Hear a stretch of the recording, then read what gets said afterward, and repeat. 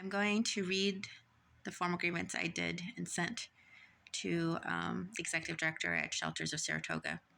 This was addressed to Dwayne J. Vaughn, Executive Director, SOS, from Vanessa Rainey, who spent time homeless at Code Blue on and off during the dates of 2/18/23 to 4/10/23. First intake for SOS, 2/15/23. Second intake for SOS, 6/5/23.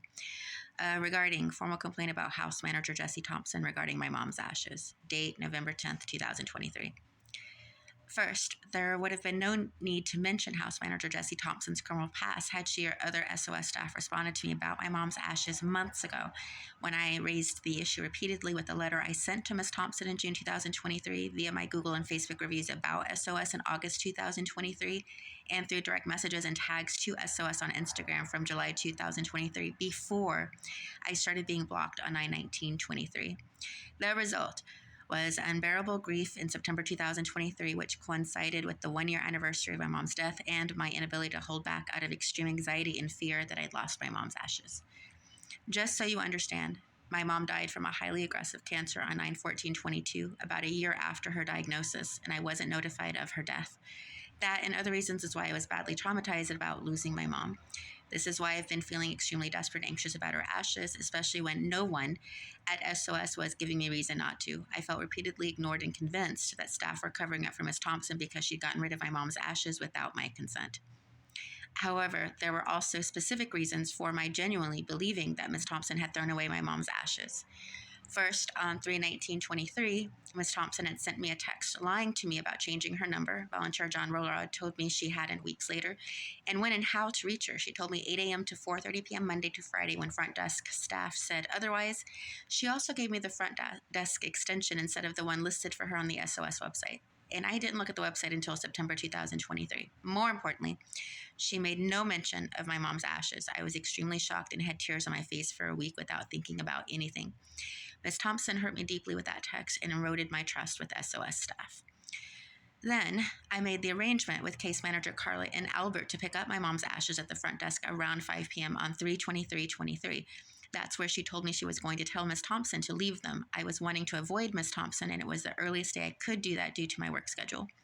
However, my mom's ashes were neither at the front desk nor in her office where I saw her put them, and it's an unmistakably big box with the words cremated remains in bold black letters. Maintenance technician Chip Veal had also texted Ms. Thompson about the box, and she didn't respond. On 3/26/23, I saw Ms. Thompson at the McDonald's on South Broadway around 12 p.m. I was completely immobilized by shock and unable to move. She approached me grinning like it was nothing that I went to SOS to retrieve my mom's ashes only to leave without them. Once I broke eye contact, I left with Randy, who was also staying at Code Blue. The unpredictability of homelessness, however, is why Ms. Thompson never should have offered or taken my mom's ashes. When that happened on 3/9/23, I had been crying and was highly emotional and vulnerable in my storage unit while she and Mr. Rollerard had driven away somewhere. I didn't want to talk with them after they returned, and I tried to hide that I'd been crying. However, she kept pushing me to talk even after I'd walked away from her. I felt trapped, defeated, and exposed. From 3/9/23 to 3/12/23, I experienced another significant wave of mourning as a direct result of Ms. Thompson's actions. It felt like losing my mom all over again to someone else through no fault of my own, but because I was making choices in a state of shock and grief. At no time on 3/9/23 did I really understand what was happening, but I know I would have said no regardless if I'd known she was a twice-convicted heroin dealer. All she'd said in the van was that she spent 7 years in prison for heroin. At that time, I believed she meant as an addict. If Ms. Thompson had wanted no further contact with me, she should have taken the responsibility to involve someone else or worked out a solution to the problem of my mom's ashes. However, she never attempted to contact me after that. More, I wasn't an SOS client on 3/9/23 when she and Mr. Rollerod took me to and from my storage unit in Cobleskill. It occurs to me now that this whole thing could have been resolved months ago if I'd been offered another ride to and from Cobleskill to return my mom's ashes. Had that happened, there wouldn't have been any reason for me to reach out to SOS anymore about my mom's ashes, and the situation wouldn't have continued to escalate just to get an answer about the status of my mom's ashes. I will never understand but need to know the following. Why Ms. Thompson did what she did in the first place with regard to offering and actually taking my mom's ashes.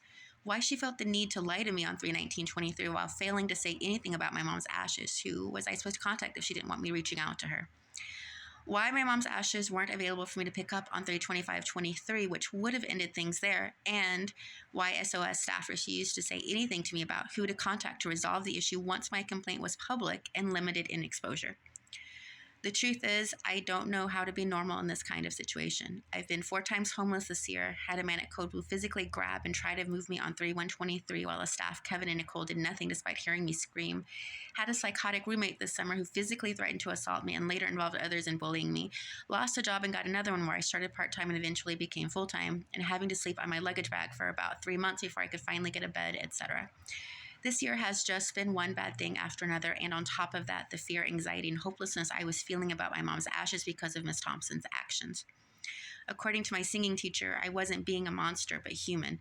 I sincerely believed, given everything that happened in March 2023, that Miss Thompson threw away my mom's ashes, and I desperately needed an answer from SOS until I couldn't hold things in anymore. There's just been too much this year. I don't know how to be normal anymore.